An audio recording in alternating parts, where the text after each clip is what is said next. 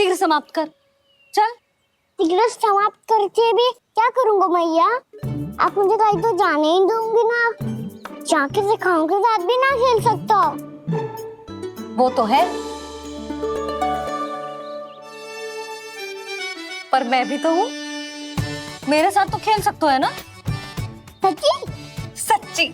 जो मैं खेल बोलूंगा वही खेल खेलोगे आप? हाँ। आप मिठोली खेलते हैं? बहुत दिन हो गए। ठीक है, पर पहली पट्टी तेरी आंख में बांधने की लल्ला। मुझे शिकार है। चल पहले दूध समाप्त कर। पूरा समाप्त कर। जी हुई ना बात?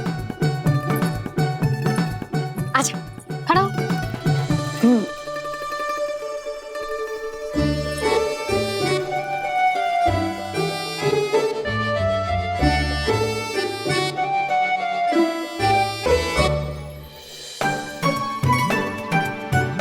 कुछ दिख तो ना रहा?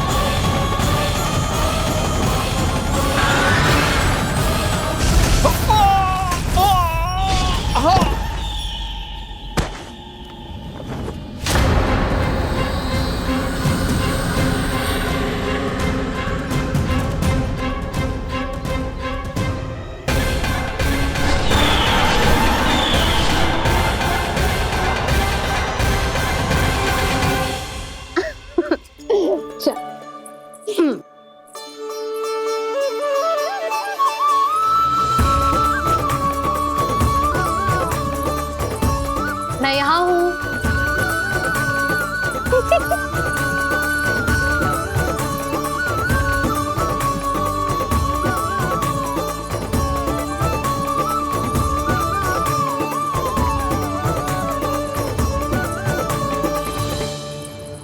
इससे पहले कि वो राक्षस किसी को हानि पहुंचाए, मुझे उस तक पहुंचना होगा।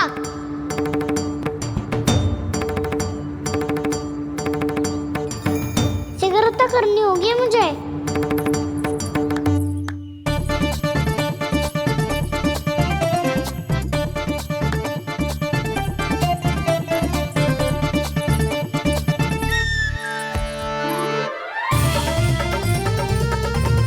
पकड़ लियो मैया, पकड़ लियो। हाँ हाँ पकड़ लियो। पर तू तो अभी वहां था ना, यहाँ कैसे आ गया? आप भी तो वही थी मैया। सिकरा यहाँ कैसे आ गए? बहाना बनाने से ना बनूंगा मैं। चलो अब आपकी बारी। हाँ हाँ ठीक है।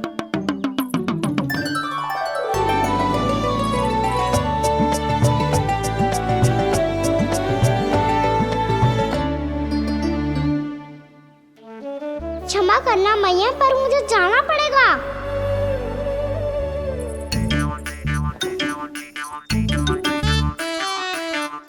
मैया पकड़ो मुझे।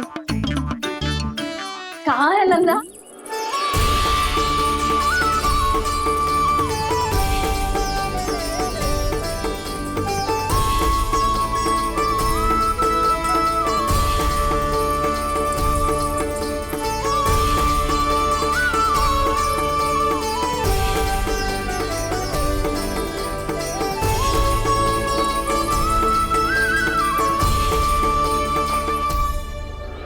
योजना सफल हो गई।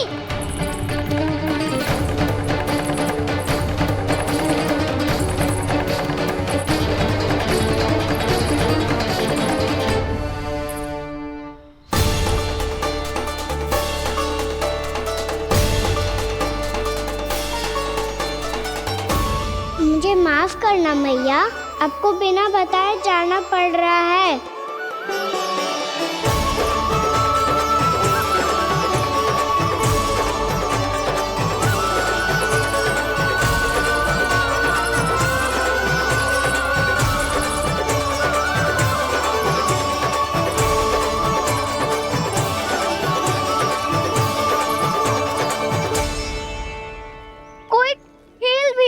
रहा अभी तक?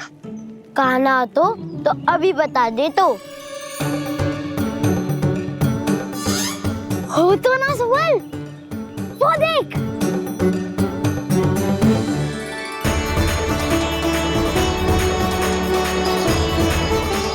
क्या कर रहा है इतनी शीघ्रता में?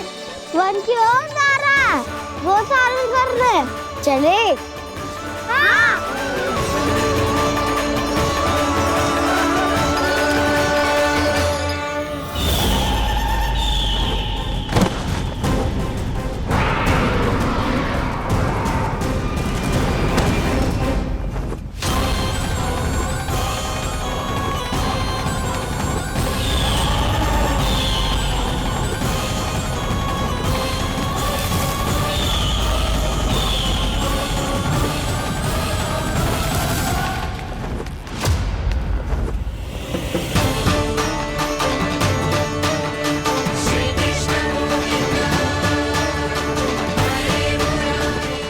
राक्षस पंछी, राक्षस पंछी।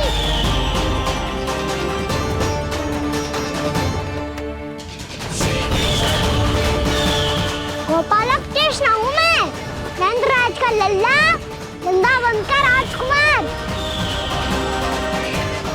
मेरे रहते तो मेरी प्रजा को कोई हानि ना पहुंचा सकता। तू है कृष्ण? तुझ पर क्या प्रहार करूं मैं? मुझे तो लगा था विष्णु की तरह तेरे एक हाथ में चक्र होगा, दूसरे में गदा, पर तू तो नन्हा सा बालक है। कोई शक्ति नहीं है तेरे पास और ना ही है कोई अस्त्र या शस्त्र। तेरा सामना करने के लिए मुझे अस्त्र और शस्त्रों की आवश्यकता ना है राक्षस। वकासुर, वकासुर नाम है मेरा, वही वकासुर जो अपनी बहन पूतना की हत्या का प्रतिशोध लेने आया है।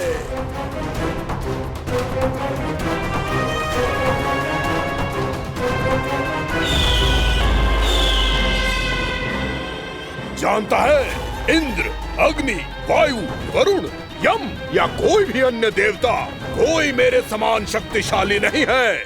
और तू मुझ जैसे पर्वत के सामने एक दिन के जैसा तू करेगा मेरा सामना? तू रोकेगा मुझे? बस एक ही प्रहार में तुझे अपना आहार बना लूंगा मैं। छोटा चना बाजेगा ना। धमकियां देने से युद्ध नहीं जीते जाते बदकसूर। जो कार्य हो करके दिखाओ।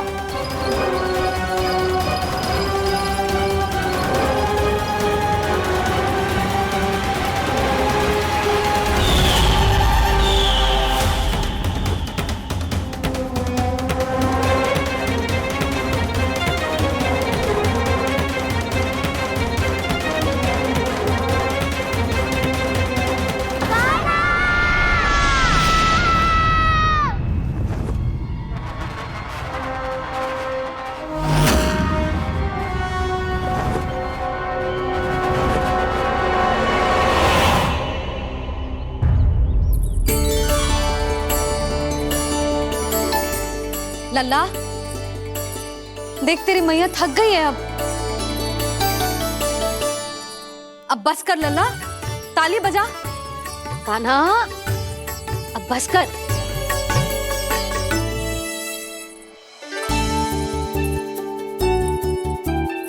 ताली बजा, ताली बजा, कोई संकेत तो दे। बता कहाँ है तू? पकड़ लिया।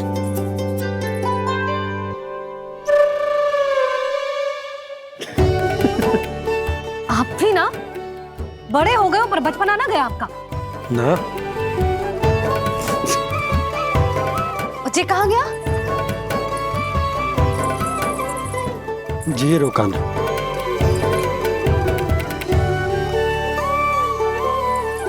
फिर से मेरे साथ छल करके भाग गए, और गए हो कहाँ?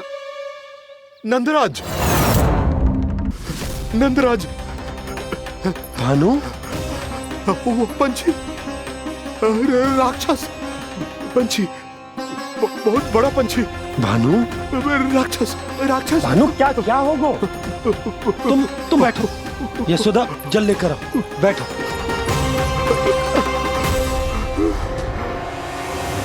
यदि आपको भूख लगी है तो मुझे खा लो, पर मेरे थकाव को छोड़ दो पंछी जी। आप मुझे ही खा लो, लेकिन कान्हा को छोड़ दो।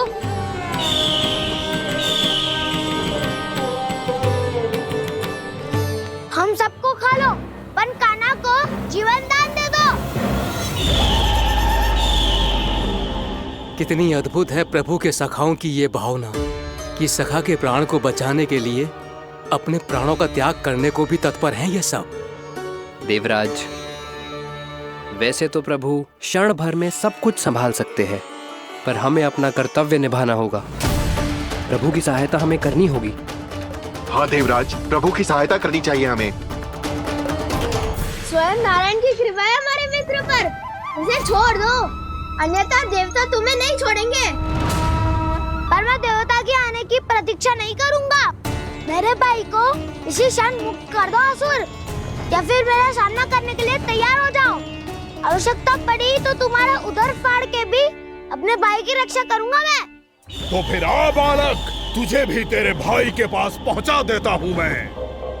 प्रयास करके तो देखो दोस्त, तुम्हारे चोंच के टुकड़े टुकड़े ना कर दिए तो मेरा नाम भी बलराम नहीं, तो मेरा नाम भी बलराम नहीं।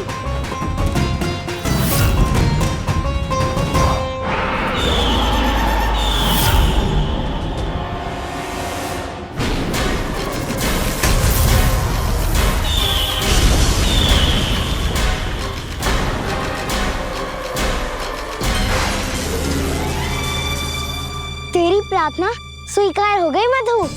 हमारे कान्हा की रक्षा करने स्वयं देवता आ गए।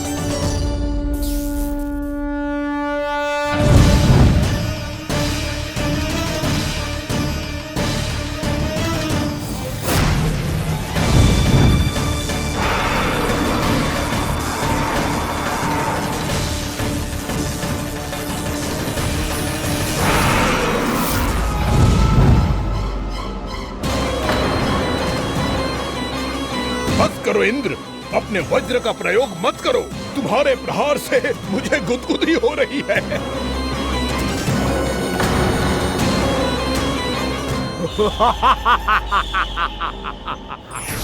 पर मेरी ज्वाला गुदगुदी नहीं करेगी वकासुर, जलाकर भस्म कर देगी।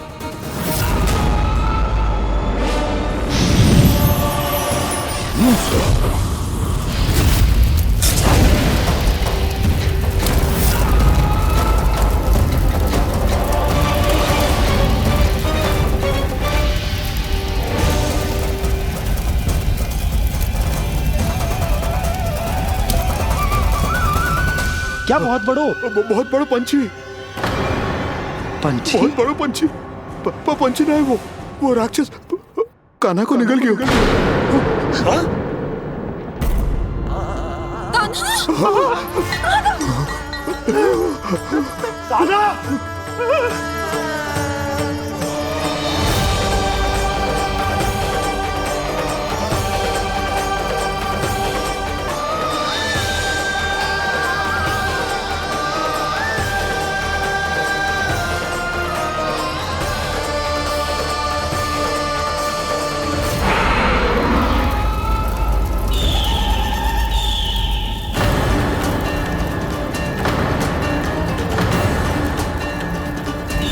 मेरे उदर की जठराग्नि भी तुम्हारी ज्वाला से अधिक तीव्र है अग्निदेव।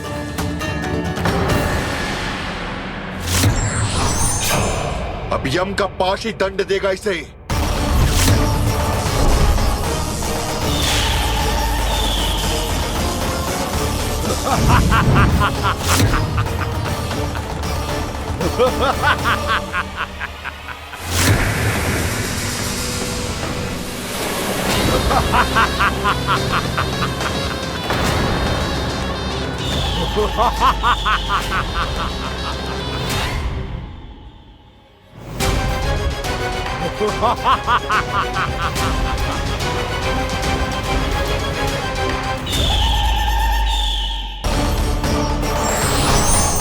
अब यम का पास ही दंड देगा इसे।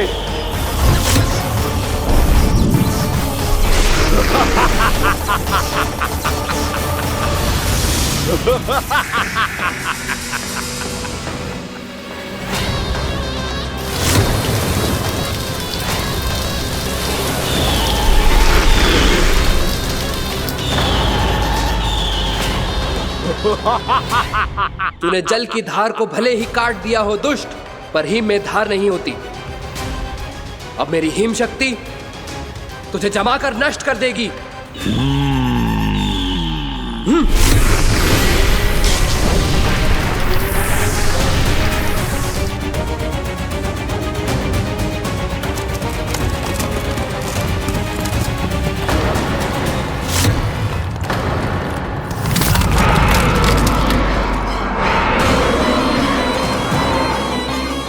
चंद्र, वरुण, यम, अग्नि, इंद्र, तुम में से कोई भी इस योग्य नहीं है कि मुझे पराजित कर पाए और इस विष्णु अवतार की रक्षा कर पाए।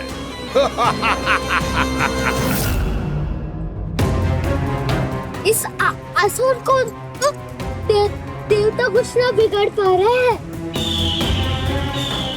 अब क्या होगा खाना का? बकासुर, मैं अपनी किरणों की ताप से तुझे छल्दी छल्दी कर दूंगा।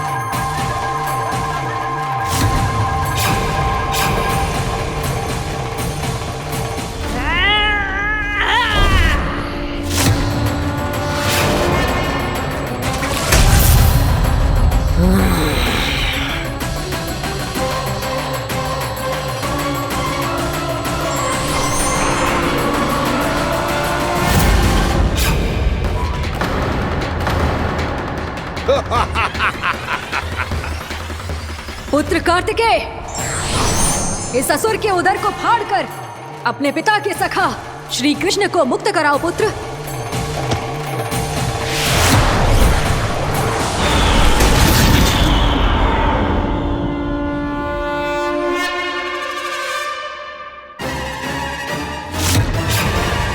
मैंने कहा था, तुम में से कोई भी मेरा बाल भी बांका नहीं कर पाएगा।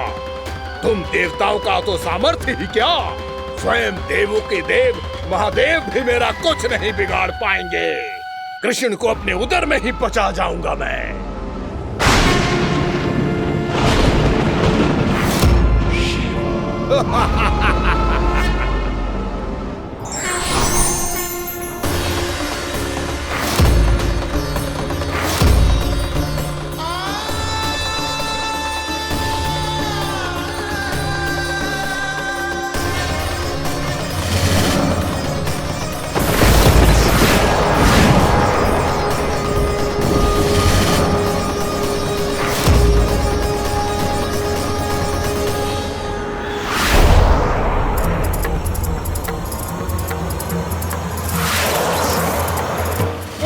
शिव शंकर का त्रिशूल है। एक ही बार में इस असुर का प्राण ले लेगा ये।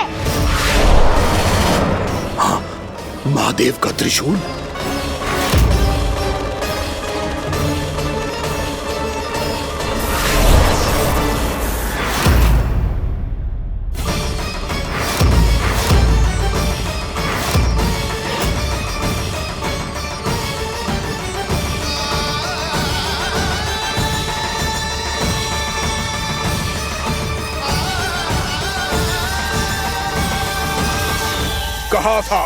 कहा था मैंने, स्वयं महादेव भी मेरा कुछ नहीं बिगाड़ सकते।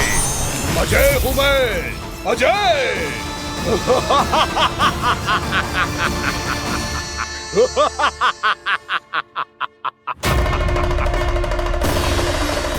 प्रभु, आपके त्रिशूल की महिमा तो अपरंपार है, तो फिर ये ठहर क्यों गया? आपने अपने त्रिशूल को वापस क्यों ले लिया महादेव? इस दुष्ट का संहार क्यों नहीं किया?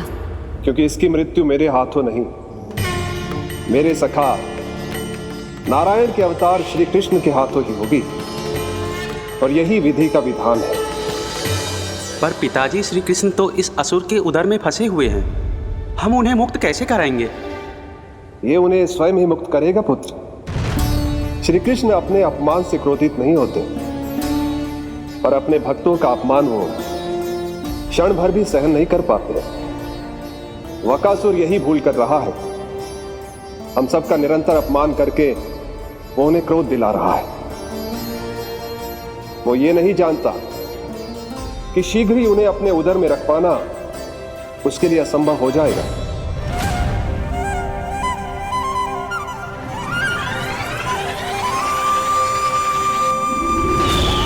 क्या हुआ महादेव, पराजित होकर भी मुस्कुरा रहे हैं?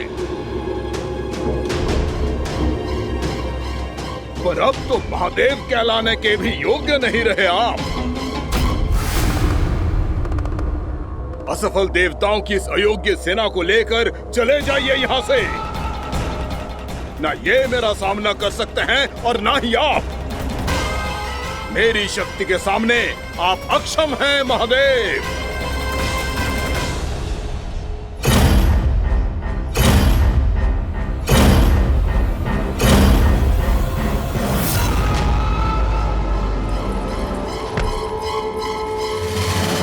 सुधा, जिस दुष्ट ने मेरे लल्ला को निगलो है ना, भीतर से जलेगो, छटपटाएगो, पीड़ा से कराएगो। जिस दुष्ट ने मेरे लल्ला को निगलो है ना, भीतर से जलेगो, छटपटाएगो, पीड़ा से कराएगो। ये क्या हो रहा है मुझे?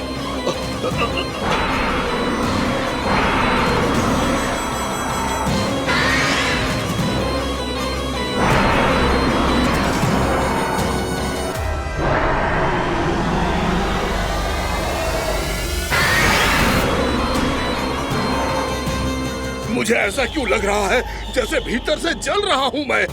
ये क्या हो रहा है मुझे?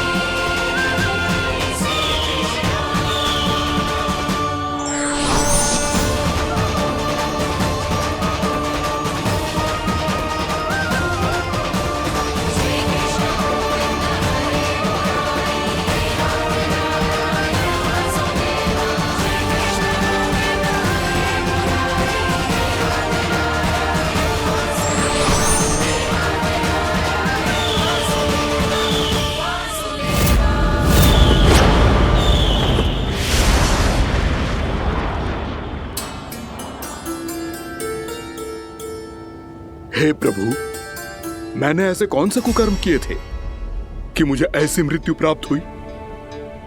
और ऐसे कौन से सुकर्म किए थे कि आपके हाथों से मुझे मोक्ष प्राप्त हुआ है प्रभु? स्मरण करो, हे गिरीश की पुत्र बकासुर।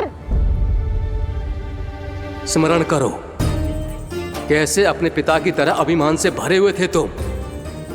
स्मरण करो, कैसे हमें पराजित करने के लिए पूरी सृष्टि को संकट में डाल दिया था तुमने, और हमें विवश होकर पराजय स्वीकार करनी पड़ी थी। स्मरण करो, कैसे तुमने देवराज इंद्र का छत्र चुरा लिया था। पर यह सब भी पर्याप्त नहीं था बकासुर। तुम्हारे पापों का घड़ा तब भरा था जब तुमने देवी गंगा के जल में साधना करते हुए जजाली मुनि की तपस्या में व्यवधान डाला था।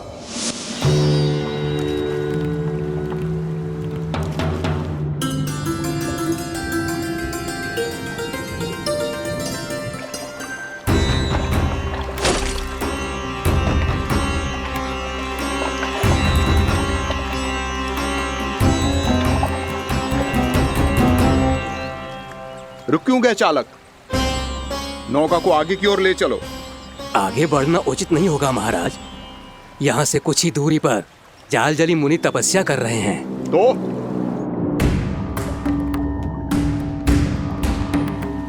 मेरे मत्स्य आखेट के क्षेत्र में इसने तपस्या करने की भूल की है। मेरे ही राज्य में मेरा कोई क्षेत्र मेरे लिए वर्जित हो, यह मुझे स्वीकार नहीं है। आपने पर्याप्त मत्स्य आखेट कर लिया है महाराज।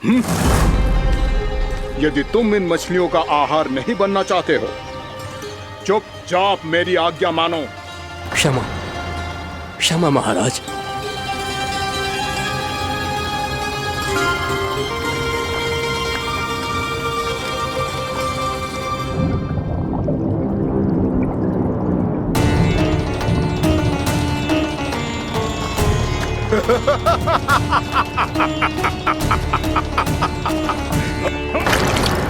मुनिवर, रक्षा कीजिए, रक्षा कीजिए मुनिवर।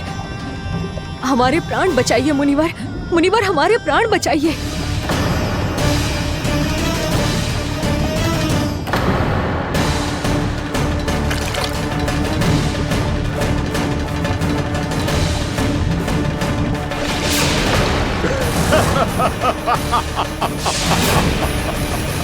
ठहर जाओ असुरराज। इन मछलियों को हानि ना पहुंचाओ। क्यों मुनि?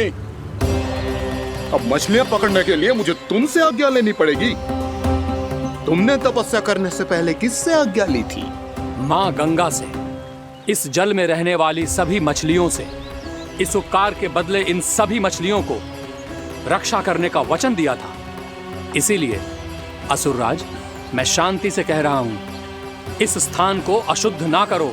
चुपचाप यहां से चले जाओ, नहीं तो इसका परिणाम अच्छा नहीं होगा।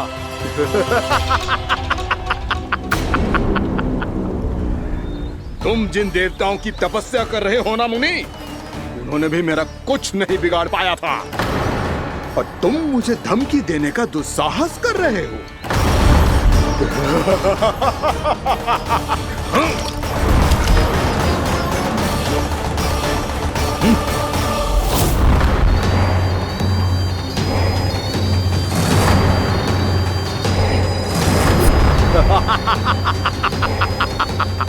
मूर्ख, विचारों से तो तू राक्षस है ही, और स्वभाव से उस बगुले की तरह है जो भूख ना होने पर भी उन निर्दोष मछलियों को आहार बनाता रहता है। इसलिए अभी इसी क्षण से तू वकुला का जीवन जिएगा। ये मेरा श्राप है, ये मेरा श्राप है।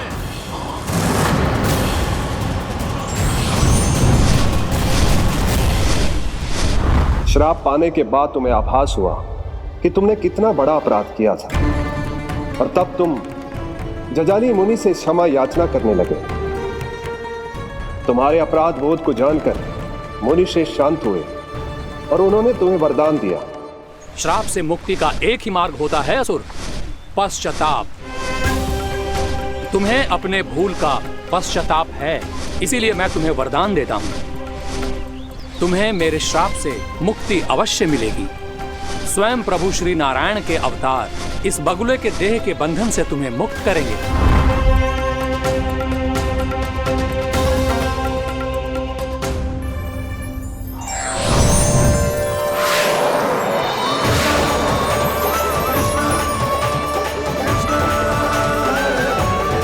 प्रणाम स्वीकार करें प्रभु।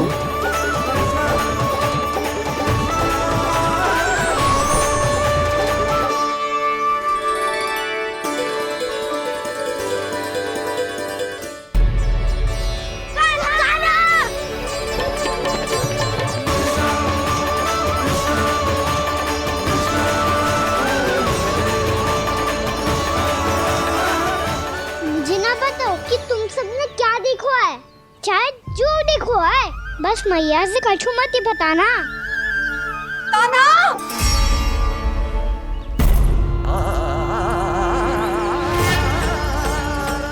कान्हा! मेरा लल्ला!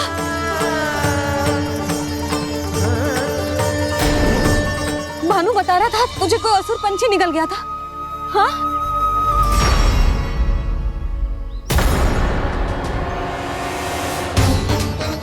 हे नारायण, ये क्या है?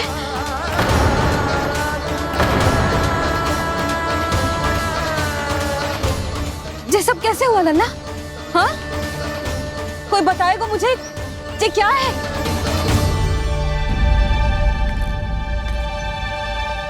श्रीधामा, मधुमंगल, चिची को सब कुछ बता दो।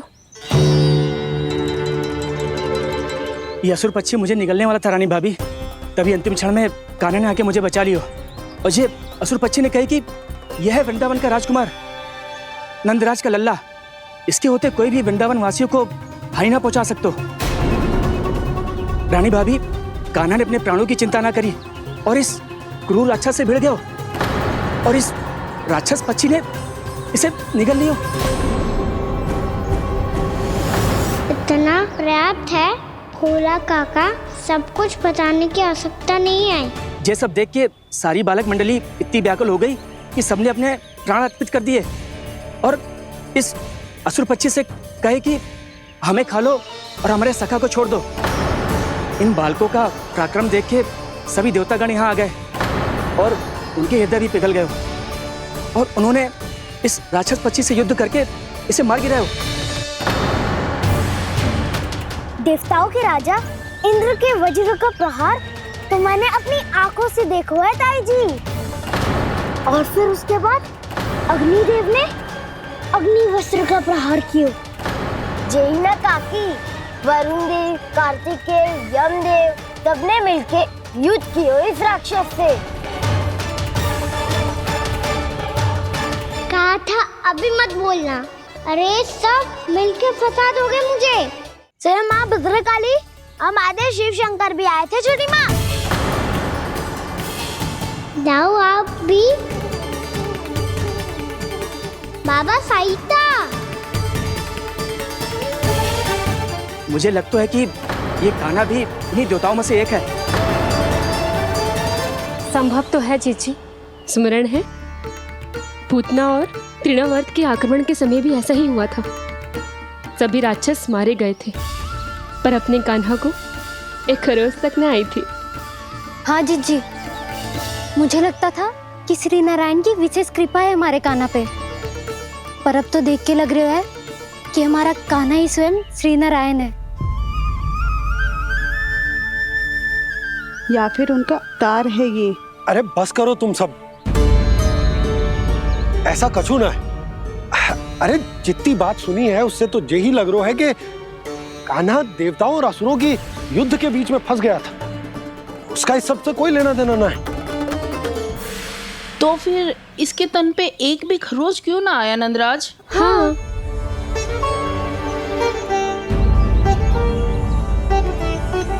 है काकी, खरच तो है। दिखा लल्ला। भैया बात पीड़ा आ रही है, कुछ करो ना। चिकोपिया भी ना अति करती है।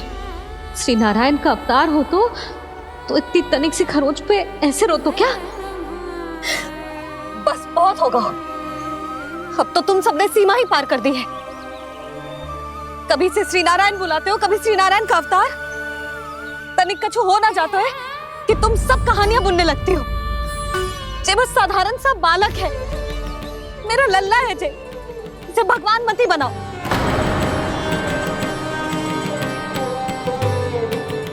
और तू क्या आवश्यकता थी तुझे यहाँ आने की? हाँ, वो भी मुझे बिना बताए मेरे साथ छल करके आयो है तू। अब तू घर चल, ऐसा दंड दूंगी ना कि मैया बहुत पीड़ा हो रही है, मैया बहुत पीड़ा हो रही है मैया। हाँ नन्ना, तू घर चल, मैं तुझे औषधि लगा दूंगी, हल्दी का लेप लगाऊंगी ना, झट से ठीक हो जाएगा। चल चल।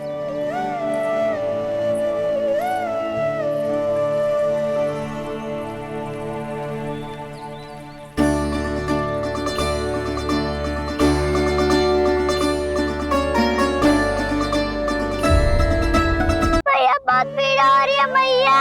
हाँ नन्ना, तू घर चल, मैं तुझे औषधि लगा दूंगी, हल्दी का लेप लगाऊंगी ना, झट से ठीक हो जाएगा। चल चल।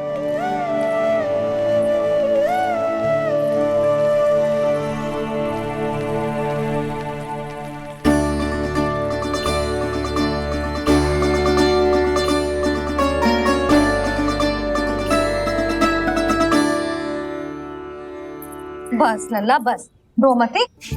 चल चल चल, आजा। अभी औषधि लगाऊंगी ना, तेरी सारी पीड़ा लुप्त हो जाएगी। आजा आजा,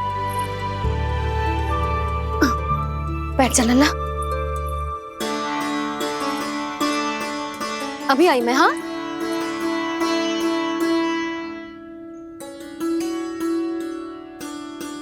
मैया। अरे तू अभी तक रो है? क्या कह रही थी सारी गोपियां? बता।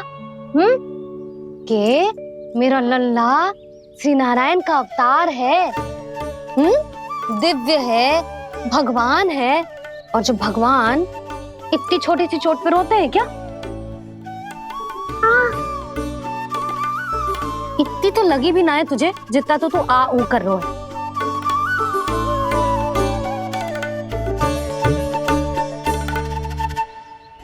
आओ ना करूंगो, आप ऐसा दुलार थोड़ी करोगी। ओहो, वृंदावन का गौपालक जो इतनी छोटी सी चोट पे रोता है ना, गोप बालकों का मुखिया इतनी छोटी सी चोट पे रोता है। मेरा लल्ला तो सबसे शक्तिशाली है, इतनी छोटी सी चोट तो क्या बड़े बड़े राक्षसों से भी ना घबराता है। हाँ, एक बार में सबको समाप्त कर देता है कि ना? हाँ मैया, यदि कोई राक्षस वृंदावन की ओर टेढ़ी दृष्टि करके आएगा तो सबसे पहले कान्हा को सुरक्षा में खड़ा पाएगा, फिर चाहे जो बाल बन के आए या बगुला बन के।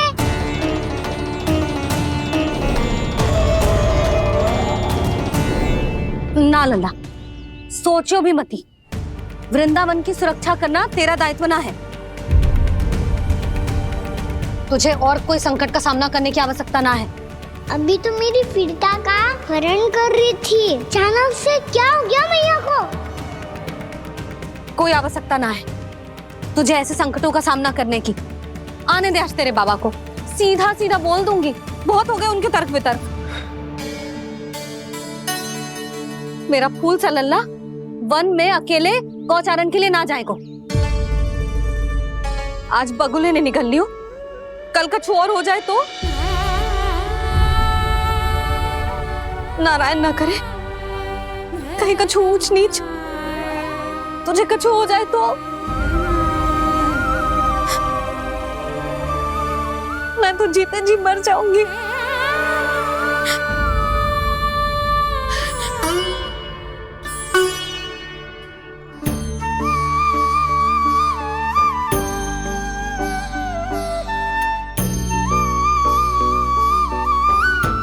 वीर लल्ला की वीर मैया इतनी सी बात तो रोती है क्या? क्या करूं कान्हा, तुझे ऐसे बार बार संकट के मुंह में जाते हुए ना देख सकती मैं। तो फिर मैया मैं वचन देता हूँ, आज के बाद मैं गौचारण के लिए तभी जाऊंगा जब आप आज्ञा दोगी। पक्का? छल ना करेगा ना मेरे साथ? मैंने कब छल करो मैया? अच्छा ठीक है, ना करूंगा छल। यदि आपसे पूछे बिना बाहर निकलो तो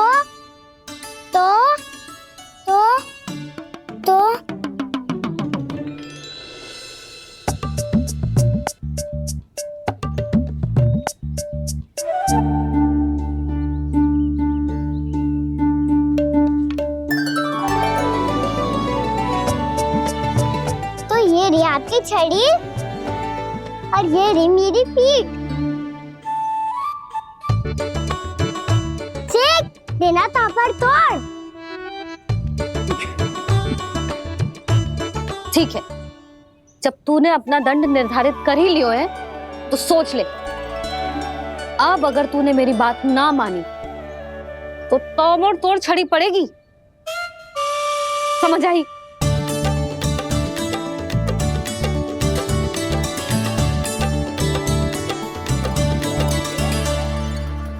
अच्छा ही है कि कान्हा कुछ दिन घर ही रहे। आज वन में जो हुआ है अवश्य कंस ने ही करवाए हुए वो सब।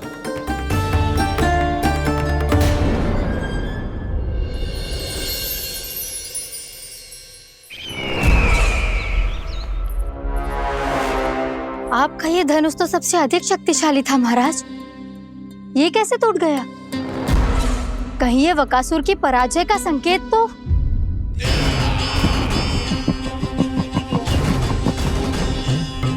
प्राप्ति, लगता है तुम्हें शुभ समाचार मिला नहीं।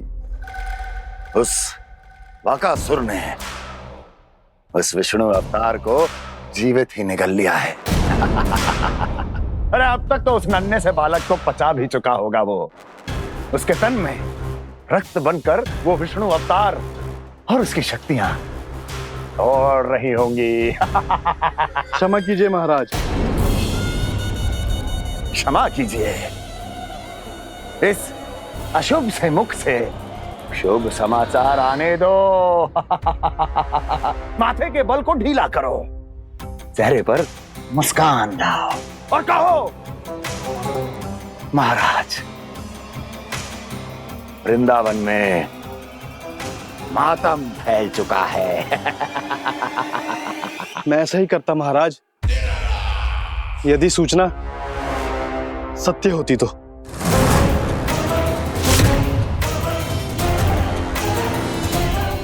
कहना क्या चाहते हो? एक क्षण में सूचना उगलो, अन्यथा मेरा योद्धा बकासुर विष्णु अवतार की तरह तुम्हें भी जीवित निकल जाएगा। आने दो। बकासुर मारा गया महाराज, बकासुर मारा गया महाराज, बकासुर मारा गया। बकासुर मर चुका है? असंभव। असंभव। बकासुर ने उस बालक को निगल तो लिया था, पर उसकी सुरक्षा करने के लिए सभी देवता वहां प्रकट हो गए, पर फिर भी कोई बकासुर का सामना नहीं कर पाया। और फिर क्या हुआ? वो बालक स्वयं ही बकासुर के उदर से बाहर आ गया और उसकी चोंच तोड़कर उसकी हत्या कर दी।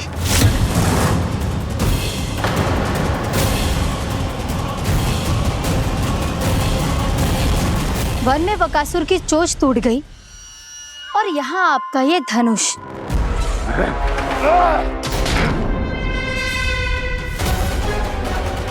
केवल नहीं टूटा तो आपका ये भ्रम महाराज। क्षमा कीजिएगा महाराज, आपका भ्रम टूटना आवश्यक है। आवश्यक है आपको यह आभास होना कि उस विष्णु अवतार को पराजित करने के लिए आपके साधारण योद्धाओं में वो सामर्थ्य नहीं है। अच्छा सर, पूतना, तृणावर्त, बकासुर,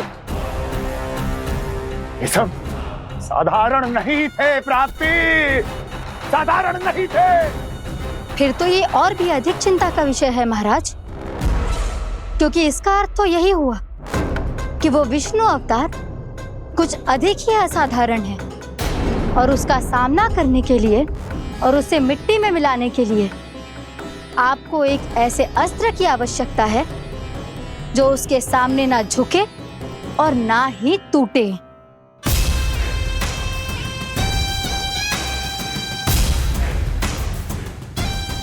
तो फिर मैं ऐसा ही अस्त्र ढूंढूंगा चाहे आकाश पाताल एक क्यों ना करना पड़े मुझे, 10 दिशाएं 14 भुवन क्यों ना नापने पड़े मुझे, मैं उस असतर को अवश्य ढूंढ निकालूंगा जो उस विष्णु अवतार के प्राणों की डोरी इस धनुष की तरह तोड़ सके।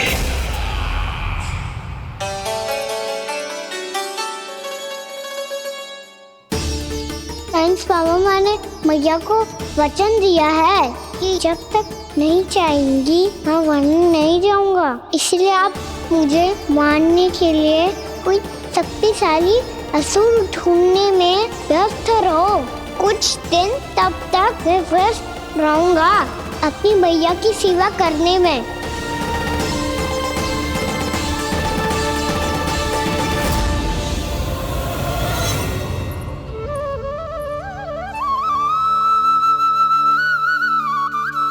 लो मैया, तुलसी जी को चढ़ाने के लिए जल।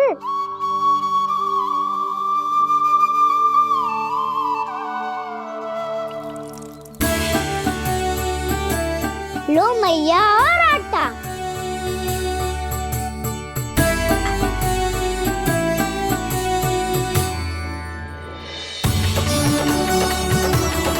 लो मैया, बेलन।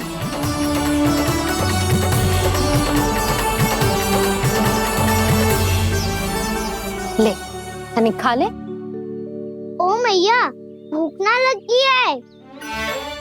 बिना भूख के खाने से क्या लाभ? और तेरा जब पेट तो कह रहा है कि उसे भोजन चाहिए, और लाभ कैसे ना लल्ला? भोजन का लाभ है ना, तन को पोषण मिलेगो, स्वास्थ्य बनेगो, जो तेरी भुजाओं में शक्ति आ जाएगी, ताऊ के जैसी, ताऊ से भी अधिक। तेरे जे केस भी लंबे हो जाएंगे। सच्ची मैया? सच्ची। माप के देख लियो नित्य दिन। तनिक खा।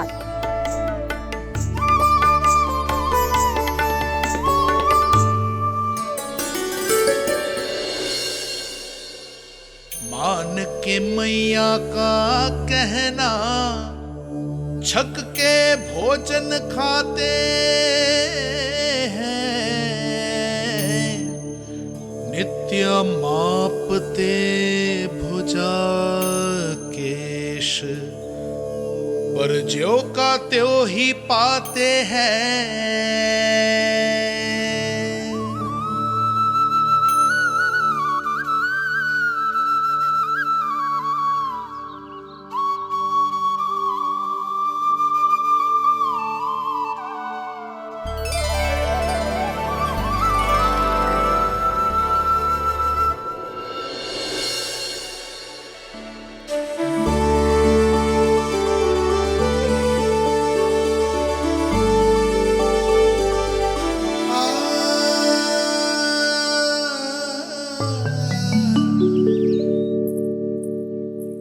ले लल्ला, फल खा ले। ना, मुझे ना खाने फल वल। क्यों? लंबे केस और शक्तिशाली भुजाएं ना चाहिए? व्यर्थ है ये सब। पिछले 10 दिनों से देख रहा हूँ, ना केस लंबे हुए हैं, ना भुजाएं शक्तिशाली बनी है। 10 दिन में का चुनाव होने वाला, 10 सप्ताह ऐसे खाएगो ना, तब जाके कछु बदलाव दिखेगो। समझ आई? चल अब खा ले। वैसे भी मुझे बहुत सारी तैयारियां करनी है आज। इसीलिए भैया, एकादशी के व्रत के लिए लल्ला। सुनो जी, सारी सामग्री आ गई? हाँ, तुमने जो कही थी सब ले आए हूँ।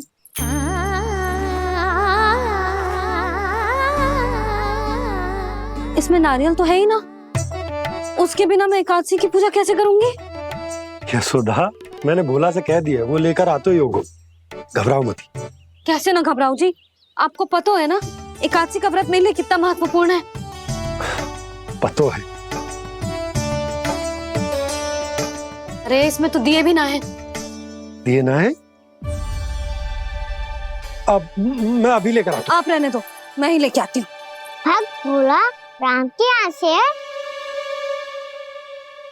भक्त भोला राम? मेरा अर्थ है कुमार भोला यहाँ के यहाँ से। हाँ हाँ, वो ही।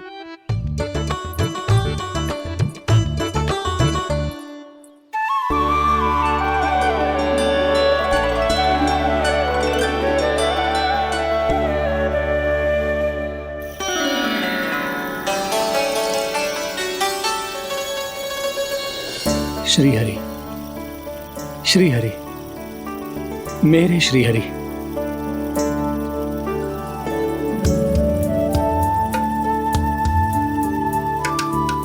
मेरे श्री हरि। भोला राम, मेरी मटकी तैयार है? मेरे श्री हरि, मेरे श्री हरि।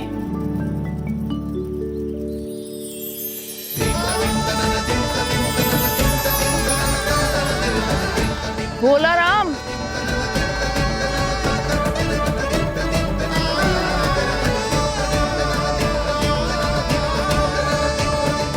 भोला काका, ओ भोला काका।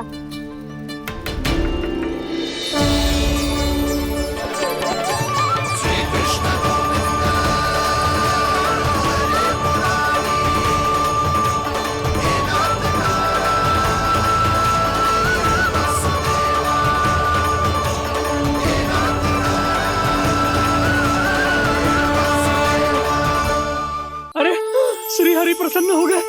मेरे श्री हरि आ गए, मेरे भगवान आ गए। मेरे श्री हरि आ गए, मेरे भगवान आ गए। मेरे श्री हरि आ गए, मेरे भगवान आ गए। मेरे श्री हरि आ गए, मेरे भगवान आ गए। मेरे भगवान आ गए, मेरे घर मेरे भगवान आ गए।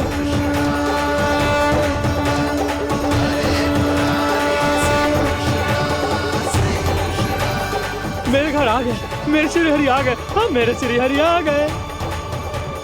ये तो बावले थे ही, अब बालकन को भी साथ में मिला लिए। उज्जवल क्या कर रहा है? अरे ठहर जा भोला।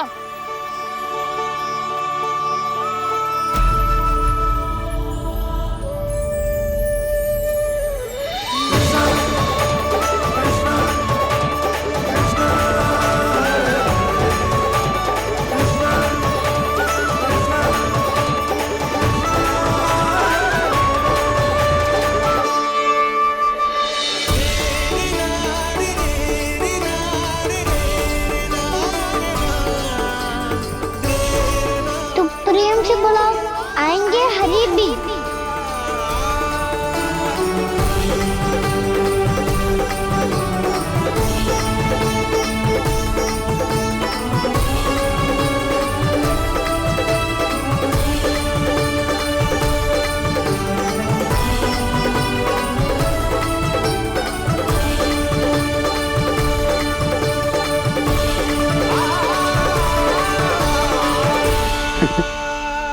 क्या वो गाना? किसकी धुन में झूम रहा तू? निर्मल निशा भक्ति की धुन में।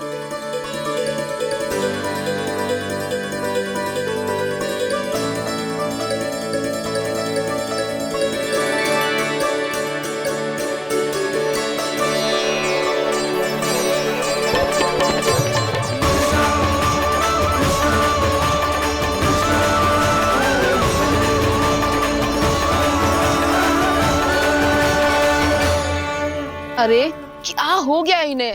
पावले हो गए हैं क्या? ठहरो, कोई आवश्यकता ना है ऐसे बावलों की तरह नाचने की।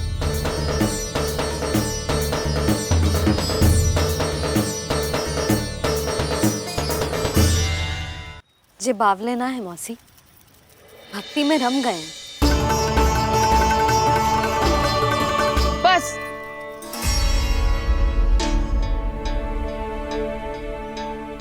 हम सब कब से खड़े हैं यहाँ, पर तुम्हें कुछ ध्यान ही ना है।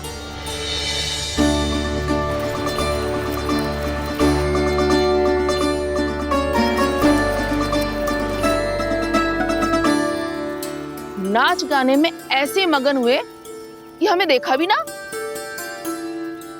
मुझे नाचते हुए देख मेरे श्री हरि को इतना आनंद आ रहा था कि मैं अपने आप को रोक नहीं सका। और वैसे भी मेरे जन्म का एकमात्र उद्देश्य है श्री हरि की सेवा करना, श्री हरि को प्रसन्न करना। तुम बावले हो भोला राम, या हमें बावला बना रहे हो? श्री हरि और तुम्हें देख रहे हैं? हाँ, अभी वो यहीं थे, देख रहे थे। भोला काका, आपने भी ना अति कर दी। अब हमें भी बताओ तनी, कहाँ थे श्री हरि?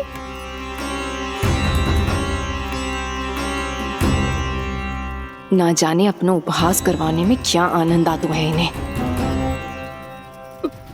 देखो, अब तुम सच मानो या झूठ, लेकिन हमरे श्री हरि यहीं थे, इसी चाक पर अभी। हाँ, लो सुन लो इस मूर्ख की बात। श्री हरि को और कोई स्थान ना मिलो जो इसके मिट्टी के चाक पे आकर बैठेंगे। श्री हरि को और कोई स्थान ना मिलो जो इसके मिट्टी के चाक पे आकर बैठेंगे। श्री हरि को और कोई स्थान ना मिलो जो इसके मिट्टी के चाक पे आकर बैठेंगे।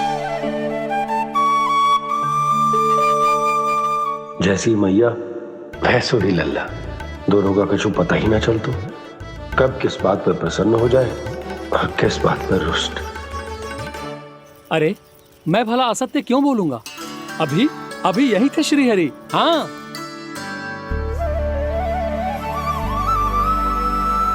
हाँ, जैसे श्री हरि को तो कोई कार्य है ही ना, वो तो आतुर होके बैठे रहते हैं कब तुम हरि हरि बुलाओ और वो दौड़े चले आए। भगवान तो भक्तों के पास आने के लिए सदैव आतुर रहते हैं, बल्कि सत्य तो यह है कि भक्तों के मन में ही निवास करते हैं भगवान।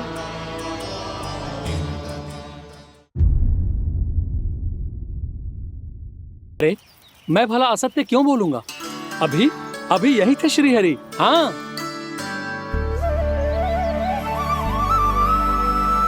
हाँ, जैसे श्री हरि को तो कोई कार्य है ही ना, वो तो आतुर होके बैठे रहते हैं कब तुम हरि हरि बुलाओ और वो दौड़े चले आए। भगवान तो भक्तों के पास आने के लिए सदैव आतुर रहते हैं, बल्कि सत्य तो यह है कि भक्तों के मन में ही निवास करते हैं भगवान। भगवान तो भक्त के पास आने के लिए सदैव ही आतुर रहते हैं शंकरी मौसी। बल्कि सच्ची बात तो ये है कि भगवान हमारे मन में ही निवास करते हैं। कम से कम तू तो इसे बढ़ावा मत दे जशोदा। जब देखो जब हरि नाम की रट लगाए रहते है। हरि बोलते बोलते ऐसो बावलो होता है कि सारा कार्य भूल जाता है। 2 दिन से अपनी मटकी के लिए चक्कर काट रही हूँ। अभी तो एक चक्कर और लगाना होगा आपको। आपकी मटकी तैयार हो गई है, अभी लाता हूँ।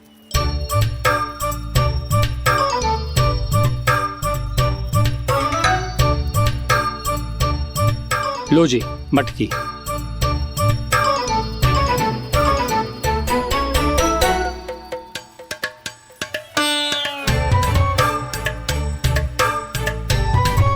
इस कच्चे मटके का क्या करूं मैं?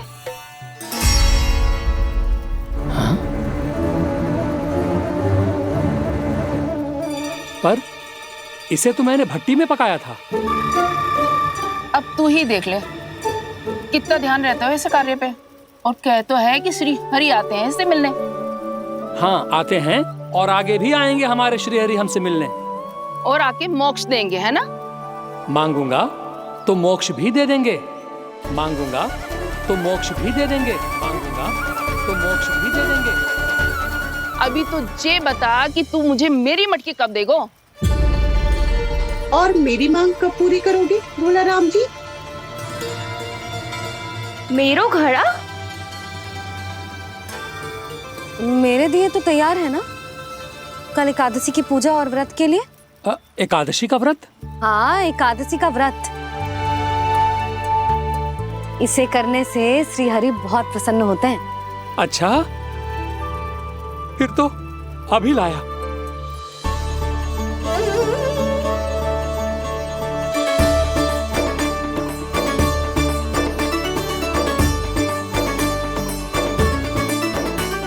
लो जी आपके दिए।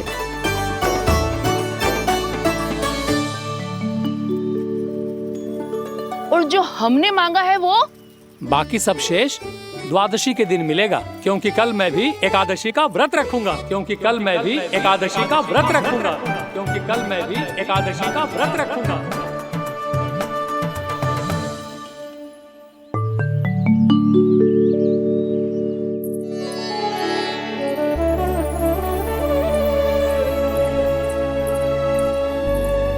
जानकी, फूलों का प्रबंध हुआ कि ना? हाँ भाभी, जे रहे। सदैव विलंब कराती है। पर भाभी इस बार तो फूल समय से ही लाई थी। क्या हुआ जशोदा? अभी तो पूजा की तैयारी ना हुई? देखो ना मौसी, ये जानकी ना कुछ छूट ही जाता है इसके कारण। एकादशी की पूजा और व्रत आते ही जसोदा भाभी इतनी वग्र हो जाती है। ऐसो क्या होगा इस पूजा में?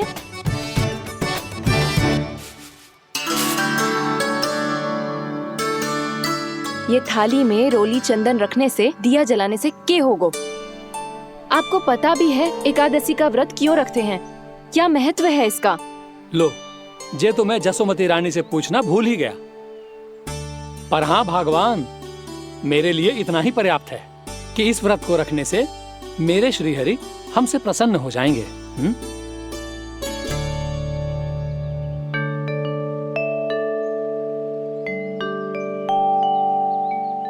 नारायण ही जाने ऐसे कैसे पूजा करते हैं जे श्री हरि की एक मूर्ति तक ना है इनके पास।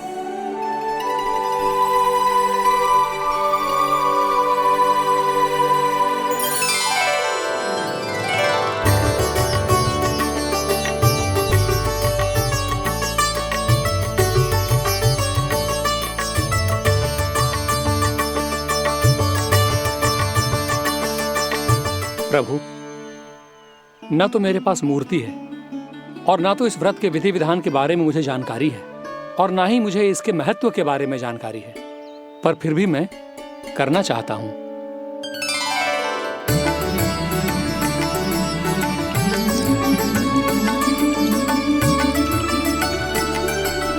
इसीलिए मैं दृढ़ संकल्प लेता हूं,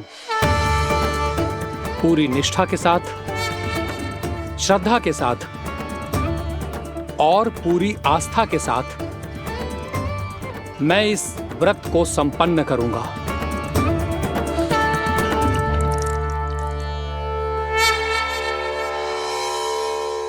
हम संकल्प लेते हैं कि एकादशी के व्रत को पूरी निष्ठा के साथ संपन्न करेंगे।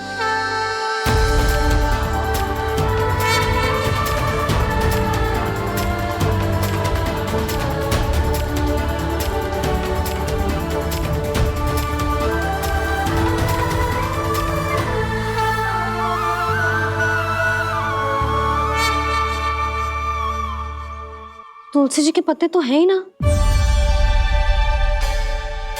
श्री नारायण को तुलसी जी के पत्ते के बिना भोग ना चढ़तो है। जानकी, तुलसी के पत्ते कहाँ हैं? भाभी, मैं तो कब से यही पूछना चाह रही थी कि तुलसी के पत्ते लाऊं क्या, पर आप तो व्यस्त थी ना। तुझे कितनी बार समझाओ है ना, यदि तेरे कछु करने से किसी और की कोई हानि ना हो रही हो या किसी के अच्छे कार्य में सहायता हो रही हो तो मुझसे आज्ञा लेने की आवश्यकता ना है। समझ गई भाभी, आगे से जाना उनको। ले अभी लेकर आती हूँ।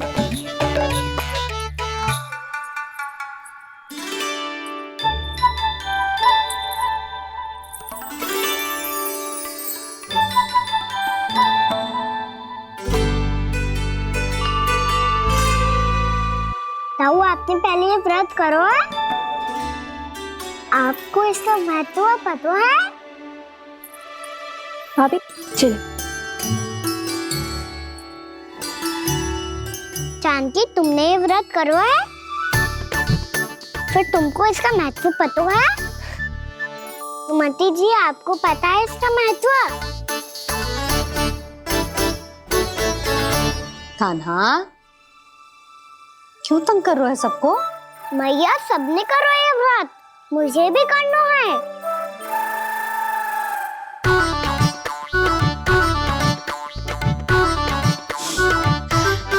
ये व्रत केवल बड़ों के लिए होती है लल्ला।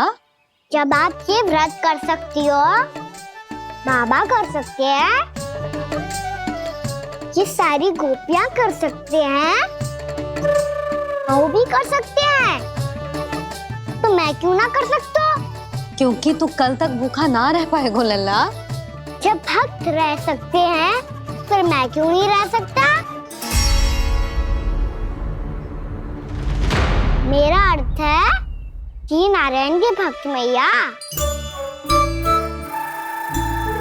मैया, मान जाओ ना, मुझे करने दो ना ये व्रत। अपनी लल्ला पे आप विश्वास ना है आपको? विश्वास है। अच्छा ठीक है, तू भी कर ले।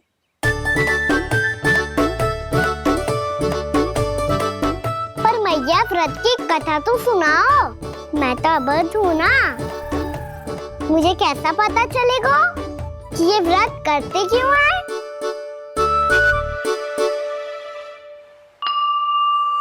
प्रभु, मुझ अबोध को कैसे पता चलेगा कि इस व्रत का क्या विधि विधान होता है और क्यों रखा जाता है और इसका महत्व क्या होता है? मुझे तो आप ही बता सकते हैं प्रभु। जब व्रत कर रहे हैं तब उसका महत्व भी पता होना चाहिए ना। बताओ ना मैया, क्यों रखते एकादशी का व्रत? इसके लिए तो तुझे एकादशी की कथा सुननी होगी। सुनेगो ना?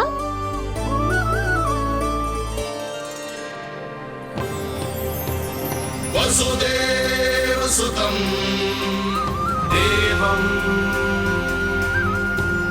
कंस चाणूरमर्दनम् श्रीहरि, यशोदा परमानंदम् कृष्णं वन्दे जगद्गुरुम्।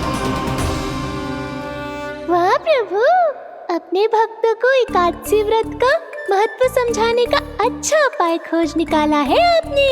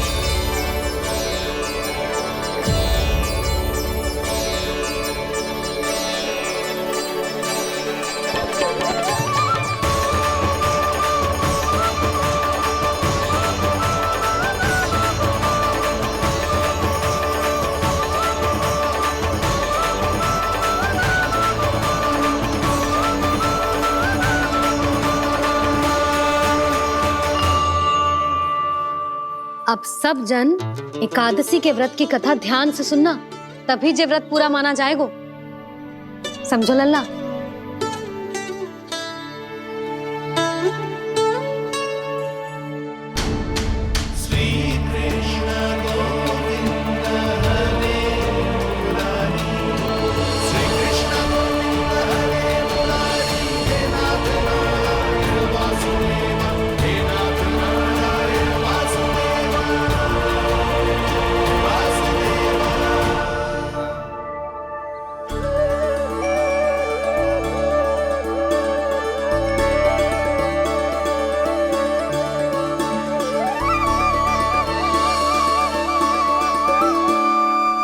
सतयुग में चंद्रावती नाम के नगर में मूरा नाम का एक असुर राज्य करता था। ओम ब्रह्मदेवाय नमः। ओम ब्रह्मदेवाय नमः। ओम ब्रह्मदेवाय नमः। ओम ब्रह्मदेवाय नमः।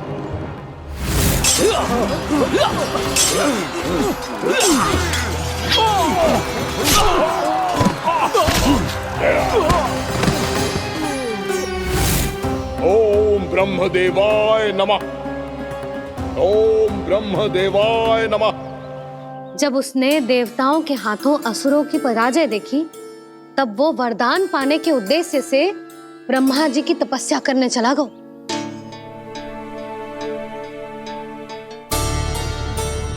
शीघ्र ही मूरा की तपस्या सफल हो गई और ब्रह्मदेव जी उससे प्रसन्न हो गए। ओम ब्रह्मदेवाय नमः। ओम ब्रह्मदेवाय नमः। ओम ब्रह्मदेवाय नमः। ओम ब्रह्मदेवाय नमः। ओम ब्रह्मदेवाय नमः। ओम ब्रह्मदेवाय नमः। ओम ब्रह्मदेवाय नमः। ओम ब्रह्मदेवाय नमः। ओम ब्रह्मदेवाय नमः। मूरा, प्रणाम ब्रह्मदेव। तुम्हारी तपस्या सफल हुई। बोलो, तुम्हें क्या वर चाहिए? सृष्टि के रचयिता ब्रह्मदेव, कृपया मुझे ऐसा वरदान दीजिए जिसकी सहायता से मैं त्रिलोकी विजयी बन जाऊं और कोई देवता मुझे पराजित ना कर सके। यहां तक कि देवताओं के रक्षक, सृष्टि के संचालक भगवान श्री विष्णु के लिए भी मैं अपराजय रहूं। तथास्तु, तथास्तु, तथास्तु। प्रणाम ब्रह्मदेव।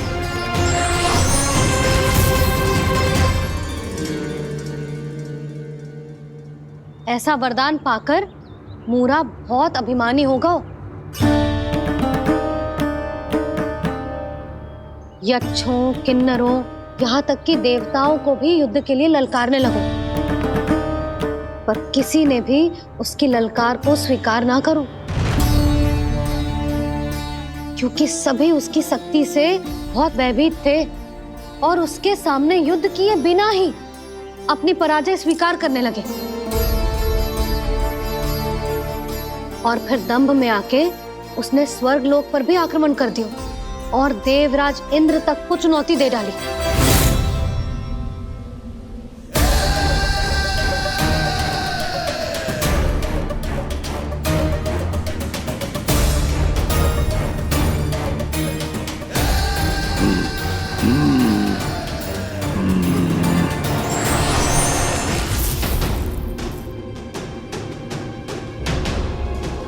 मैं प्रतीक्षा कर रहा हूं देवराज, क्या उत्तर है तुम्हारा? मुझसे युद्ध करोगे या फिर बिना लड़े ही पराजय स्वीकार कर मेरे अधीन हो जाओगे और सौंप दोगे मुझे अपना ये स्वर्ग लोक? सारी शक्ति तुम्हारे मुख में है या कुछ बाहुबल भी है तुम्हारे पास? मैं तुम्हारी चुनौती स्वीकार करता हूं मूरा, मैं तुम्हारी चुनौती स्वीकार करता हूं मूरा।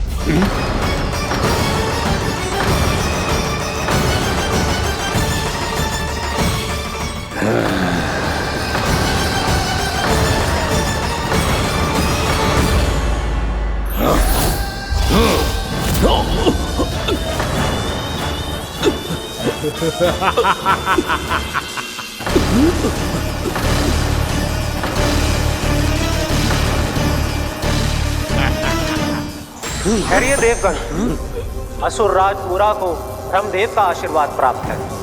आप में से कोई भी इन्हें पराजित नहीं कर पाएगा।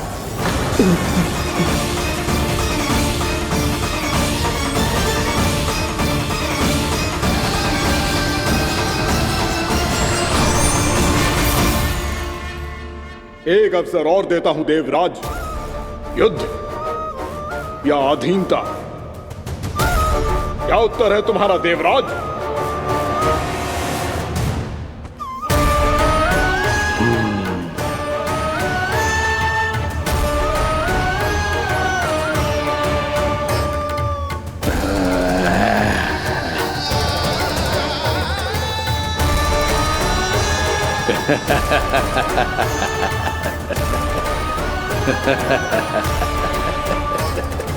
इंद्र और सभी देवताओं ने मूरा के आतंक में आके उससे भयभीत होके अपना सिंहासन छोड़ दियो। अब मूरा स्वर्ग का अधिपति बन गयो और शीघ्र ही उसने अन्य सभी असुरों को स्वर्ग में निवास करने के लिए आमंत्रित कर दियो। और इस प्रकार से वो धीरे धीरे तीनों लोकों का सम्राट बन गयो। उसे किसी ने रोका नहीं मैया? ना लल्ला, इतना साहस किसी में था ही ना। और फिर जे निश्चित करने के लिए कि भविष्य में किसी और असुर की मृत्यु ना हो, वो यमराज पे भी विजय प्राप्त करने के लिए यमलोक की ओर प्रस्थान कर दियो। वो तो अपने आप को और सभी असुरों को अमर बनाना चाहता था, पर देवता और यमराज भी उसकी जो योजना समझ गए थे। इसीलिए उसके आने से पहले ही सारे देवताओं ने श्री नारायण से सहायता के लिए गुहार लगाई। अब केवल आप ही कुछ कर सकते हैं प्रभु। अभी तो मूरा केवल त्रिलोक का स्वामी है, और यदि उसने यमलोक भी जीत लिया तो वो जीवन को ही नियंत्रित नहीं करेगा प्रभु, वो मृत्यु का भी स्वामी हो जाएगा। ऐसे में पहले सृष्टि का संतुलन तो नष्ट होगा प्रभु, और फिर स्वयं सृष्टि ही नष्ट हो जाएगी। ऐसा नहीं होगा यमदेव, नियति ऐसा होने ही नहीं देगी। विधि रचेगी खेल और मैं बनूंगा माध्यम।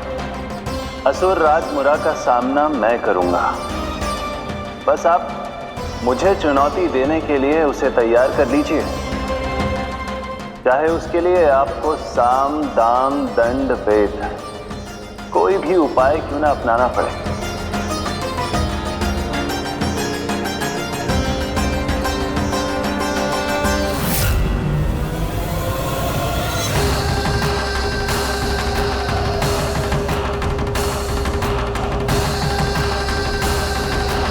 आप तो मेरी प्रतीक्षा में पहले से ही खड़े हैं यमदेव। तब तो आपने मेरी चुनौती के बारे में भी सुना ही होगा। कहिए, क्या उत्तर है आपका? मेरा स्वागत करके अपना राज्य त्यागेंगे या मेरा सामना करके अपने प्राण? असुर राज मुरा का सामना मैं करूंगा। बस आप मुझे चुनौती देने के लिए उसे तैयार कर लीजिए, चाहे उसके लिए आपको साम दाम दंड भेद कोई भी उपाय क्यों ना अपनाना पड़े।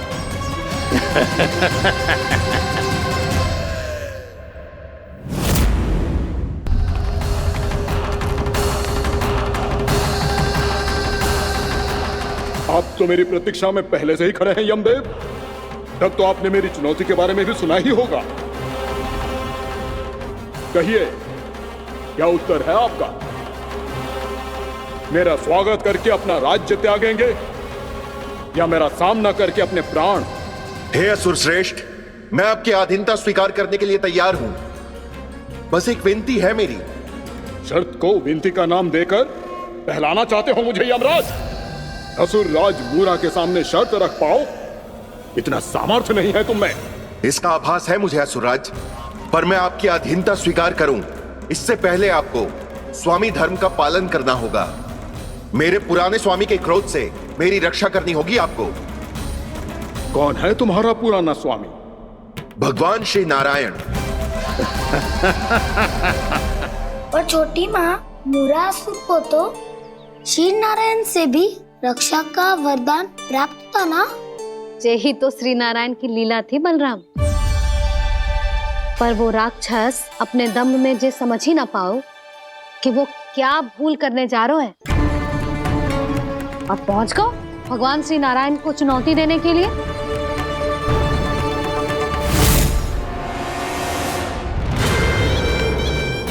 वही ठहर जाओ असुर राज मुरा।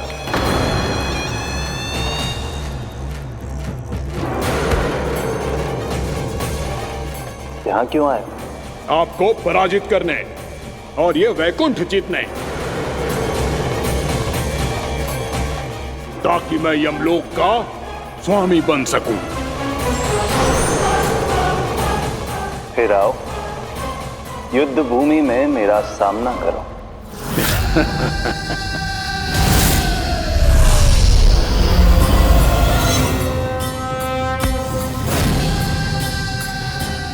ये नहीं जानते कि इनसे ना हारने का वरदान तो मैं पहले ही प्राप्त कर चुका हूं, इसलिए युद्ध ठीक से आरंभ हो पाए उससे पहले ही इन्हें जीत लूंगा मैं।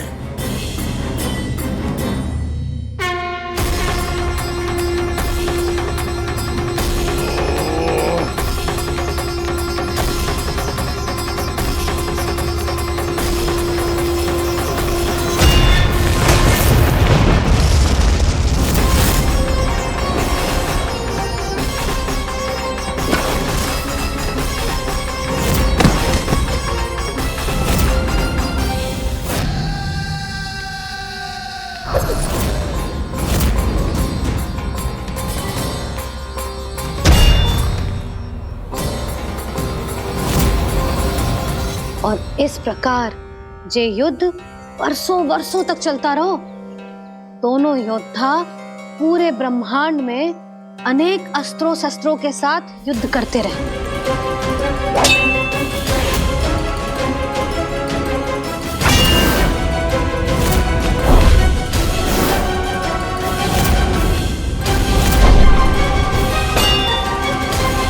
फिर क्या हुआ मैया?